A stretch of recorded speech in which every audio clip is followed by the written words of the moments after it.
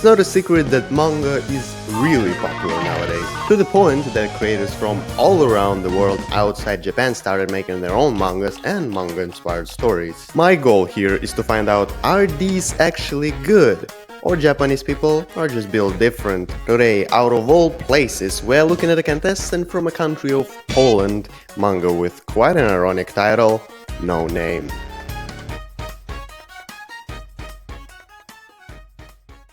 No Name is a manga written by Rafael Yaki and illustrated by Mashin Gamo that gets published on bi-weekly schedule in Manga Plus, digital magazine of Shonen Jump, the place where such things as Dandadan, Chainsaw Man and Spy Family are getting published too. It tells us about the world where upon given a name, person gets some kind of special ability or superpower. For example, Stein meaning stone allows person to transform his body parts into stone, making some kind of an armor. Or Bodil meaning human commander that allows person to control and manipulate people's minds. So my name is Mikhail, and in that world I would be literally the one who is like God.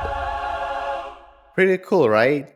Except I wouldn't be, because government organization naming bureau controls every given name, basically sealing the fate of a person from birth. Our protagonists are two workers of this bureau, Ralph, which means wolf commander, and Ursula, which means bear, that try to solve a mysterious case of people with no names.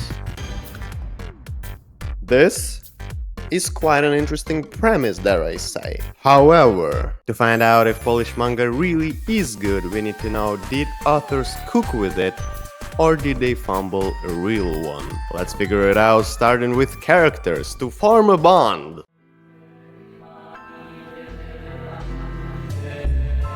We didn't have much time with anybody except the main lead, and them? I like them, and I see the authors do too, because it's clear that a lot of work was put into them, even from design standpoint, but it's not what I'm talking about. For example, Ralph. He is that cold-headed and reasonable Mr. Policeman that forms in your head when you look at him. But we also get to see his soft side. He constantly folds that anti-stress toy, and at night, after having a nightmare, he summons one of his dogs to give him a hug. Totally understand him with this one. Before moving to dormitory, I used to do this all the time. Ule is also reading good. She's quite hot-tempered, but silly in a beer mode, and we also getting shown throughout the series how killing a person affects her. So dare I say, even after only 8 chapters, I root for them with my heart. Other characters aren't really that explored right now, but they all seem distinct, unique, and interesting to watch. So from a character standpoint, this manga totally gets a pass. What about the story though? As you might have guessed, there's this murder mystery police detective type of plot going on. And because of how story is constructed, it gets really intriguing to watch. This manga takes kind of a cinematic approach to things, where instead of just plot going on, we see cuts of different scenes of flashback, some scene, flashback, some shit, something bad happened, and these combined with just straight up crazy cliffhangers every single chapter makes you want more and more. The only problem that I have with the story is that the early chapters are kinda blocky. What I mean by that is that there are moments that kinda ruin the flow. With minimal spoilers, chapter 4 was kinda unnecessary because we were introduced to some kind of evidence that led nowhere, and also there's this flashback with absolutely a new character for us, and it's kinda like trying to put some cheap Chinese Lego set on the original.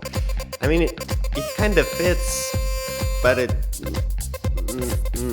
I can separate them with the blow. But after chapter 5, the story gets more consistent, and this problem almost fades away. So for me, story also gets a pass.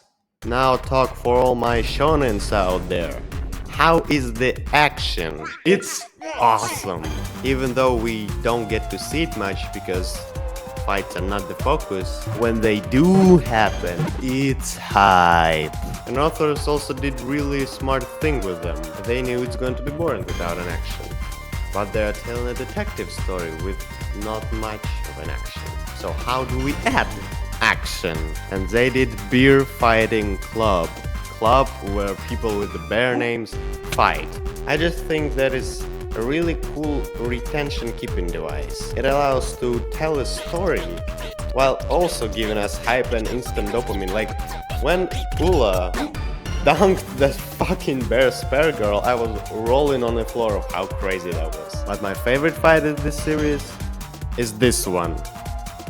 Oh my lord. I didn't really take a moment to appreciate how good Machine Gamo art is, and this is this moment. Not only it all just looks aesthetically pleasing, but designs of characters are on a different level. They're also very detailed, like Ula in her regular form has bear ears, and when she turns into a bear, she gets another pair of ears. So in the bear form, she has 4 bear ears. And Ralph, he summons his wolves from Medkit and this thing that prevents dogs from biting people. I forgot how it's called. How cool is that? And don't even get me started on everything that manifests from a name power.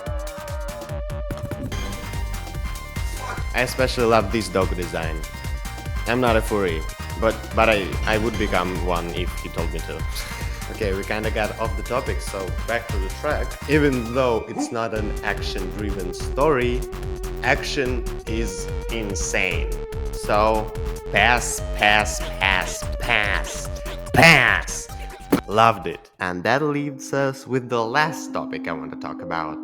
The themes. Because some artistic value must be present in every story, that's what I believe in. Because there are only 9 chapters out now, there's not that much to talk about in this topic, but there's this phrase in chapter 2 that really stuck with me. Avoiding spoilers, bad guy with power uses his power to avoid being arrested and closes his case. And Ula wants to kill him. I understand that, he's an asshole. And then Ralph hugs her and says, he's just a symbol of everything that is wrong with the system, not a cartoon villain. Let's be the symbols of everything that is right with it. That's a good message, dare I say. So also pass here, pass. Pass. That's good, guys.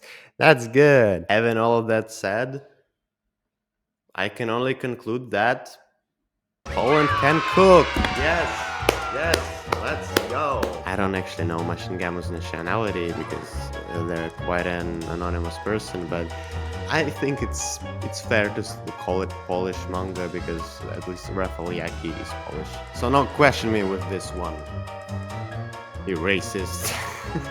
No, sorry. It is also a very inspiring story of how this manga got into Shonen Jump. And why this story is inspiring is that because basically shows that anybody with enough skills, with enough persistency, with enough work can get into Shonen fucking Jump. It's not a little fish we're dealing with. Read No Name, guys. It is worth it. That is practically it for today. This is first time I tried to make this rubric, but if I already made some more videos about mangas from different countries, because I have a lot on my mind, you can see them somewhere there. Subscribe, leave a like, come on guys, I need this.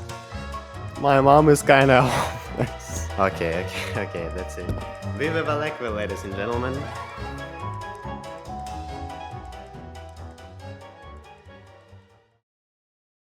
There's this little...